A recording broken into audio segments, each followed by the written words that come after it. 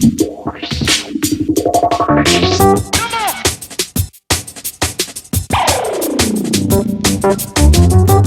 up, Geek Girl World? This is Ari. Welcome to the Geek Girl Daily. I know we're getting this out really late tonight because, yeah, my editor is out all week, so I have to, I can't get them out as early as I wanted to get them out.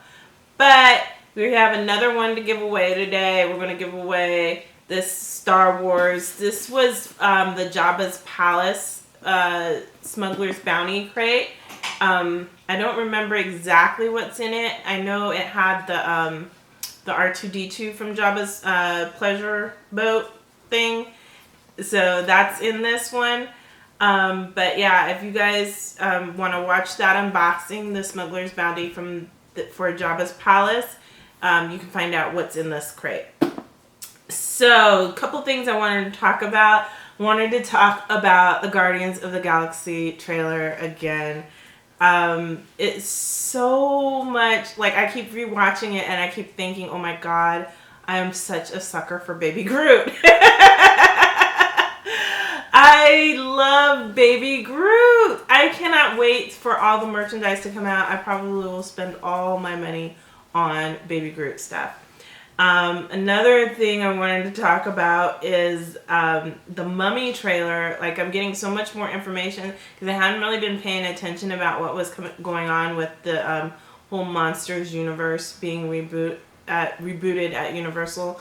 And so much more information that's coming out, so much more speculation. Like, one person in the comments was saying, you know, Tom Cruise's character could be Alan Quartermain. I know that they've said that his name is Nick. Like, that's the information that they've released. His name is Nick, and apparently he's being kept in this place the same as where this princess by Mr. Hyde, Dr. Jekyll. Dr. Jekyll keeps all of these artifacts. Dr. Jekyll is filling the collector role in the Monsters universe here. And, but yeah, I guess he's being kept with the mummy princess in the same place. Or that's what I've read. Now, it could be different when the actual film comes out. But someone did mention that he could take on the Alan Quartermain role.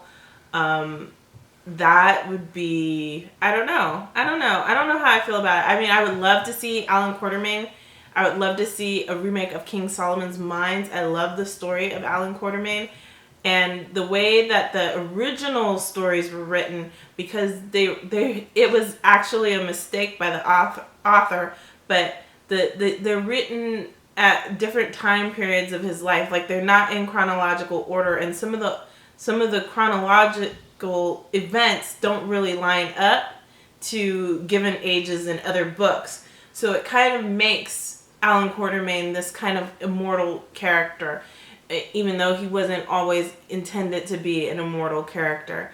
But I would definitely, and he's like the inspiration for Indiana Jones. I know there's some fiction out there that kind of links him and Indiana Jones as his descendant. So yeah, there's that would be very awesome if he was Alan Quartermain in it, even though I still don't know how I feel about Tom Cruise. I still don't know how I feel about Tom Cruise in it.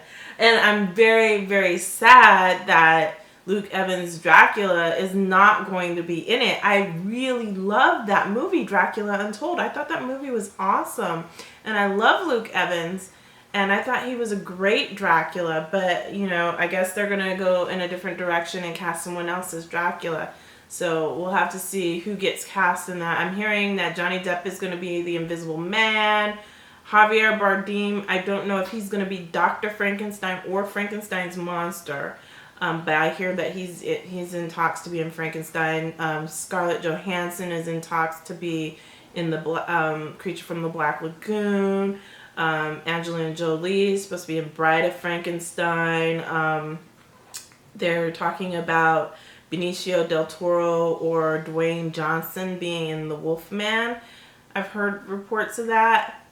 So yeah, I mean, if this takes off, if The Mummy actually does really well, And this could be really interesting. This could get really interesting on who's who in this universe.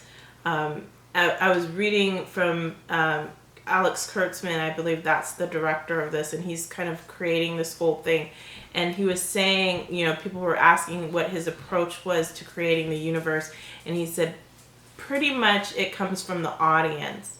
You have to create a good standalone film, and then the audience allows you to build a universe from that. And I think, everybody's been trying to recreate that formula that Marvel did, and that's pretty much what happened. And it happened almost, you could say, by accident. Iron Man was just awesome. It was so awesome, and it really kicked off the Marvel movie universe. And they made a very good approach to it by making those standalones and introducing us to those characters before they were bringing other characters in. So I think that's where DC kind of made a mistake, because we had Man of Steel, and then all of a sudden we have Batman versus Superman, and we have Wonder Woman being introduced, and we have a new Batman being introduced, and then we have hints of all the other characters. They really should have did more of the standalone movies first, like Marvel did, to build that universe and allow the audiences to step in and create that world. Because before Marvel movies, I never read Thor. I totally love Thor now. Never read Captain America. Totally love Captain America now. And Winter Soldier, oh my God, Winter Soldier is bae. And Doctor Strange, never read Doctor Strange, but oh my God, I love Doctor Strange. But but before these movies, I've read so many different titles of Superman, so many different titles of Batman. So yeah, and I was disappointed in Batman v Superman, because I don't think that DC set it up the way that they should have. I think they're getting it now, but I think the way Marvel did it was the way that you should do it, and I hope that's the approach that what Kurtzman was talking about when he was setting up this new Monsters universe for Universal. So anyway, that being said, let's get to our giveaway. And we're going to generate my random number here. And we have number 19. And let's see who is number 19.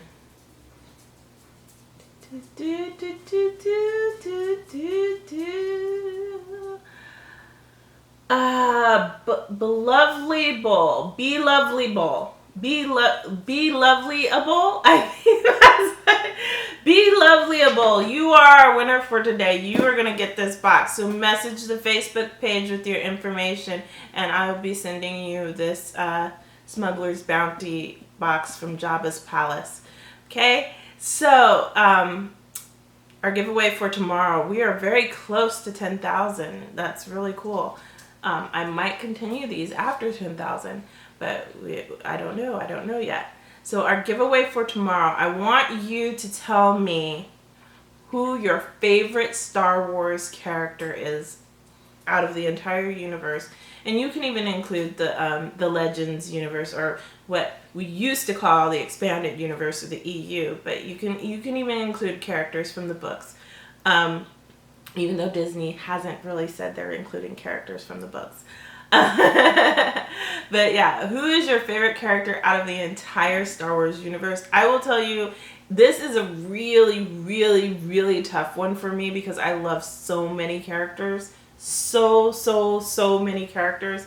And you're probably going to think it's very generic of me, but I'm going to tell you it's Luke Skywalker. And it's just by a little edge over Darth Vader. Because I just remember, I just have to go back to being a kid and being introduced to Star Wars and just thinking how cool Luke was, and how, just adorable, and just great, and just awesome how Luke was. And that, his was the story that I followed throughout Star Wars.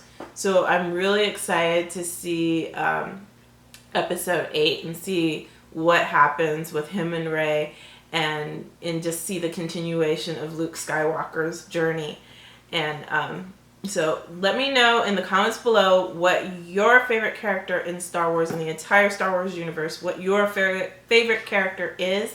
And you must be a subscriber to win, okay? So hit that subscribe button. Thank you for watching. Remember, like us on Facebook, follow us on Twitter, visit our website, geekgirlworld.com, and subscribe to our YouTube channel for more Geek Girl Dailies. Bye!